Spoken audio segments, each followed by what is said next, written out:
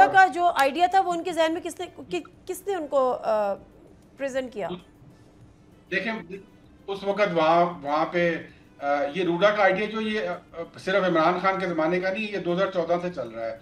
उस वक्त ये नवाज शरीफ साहब प्राइम मिनिस्टर थे, उन्होंने एक कंसल्टेंट हायर किया था जिन्होंने ये आइडिया डेवलप किया माइन हार्ट के नाम से। फिर एलडीए ने उसी कंसल्टेंट को ब्लैकलिस्ट कर दिया और फिर वही कंसल्टेंट लेकर ये रूडा का दोबारा आइडिया हमारी गवर्नमेंट में भी आया और मुझे याद है जब उन्होंने ये प्रेजेंट किया तो उसको एक बड़ा किसने प्रेजेंट किया? ये यहाँ इस आइडिया को एलडीए ने प्रेजेंट किया था। उस वक्त एलडीए में के थ्रू ये आइडिया आया था और उस वक्त ये आइडिया जो था उसमें एक बड़ा इसको रोजी पिक्चर बना के थी पेश की गई थी कि इसमें हम यहाँ पर ये एम्बैंकमेंट्स बनाएंगे, इसके नॉर्थ के अंदर 2 बराजेस बना देंगे जो इंडिया से पानी आ रहा है उसको रोक।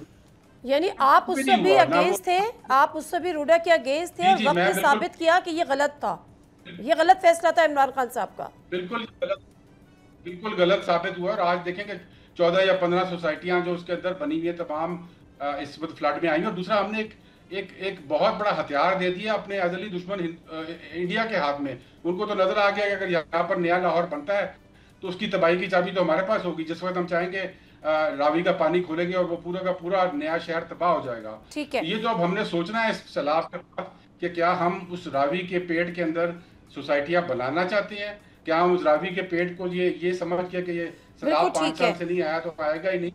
अच्छा मुझे एक बात रूडा एक गलत मंसूबा था, इमरान खान साहब का एक गलत फैसला था, आप उससे कन्विंस नहीं थे, आपने उसको अगेंस्ट किया, लेकिन उसके बाद वाली आने वाली गवर्नमेंट ने भी उसको क्यों जो है वो ओन किया?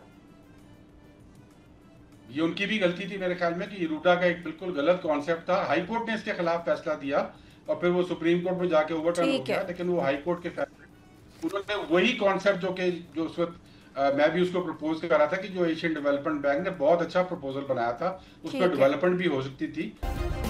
सब्सक्राइब करें और बेल दबाएं ताकि कोई खबर रह न जाए।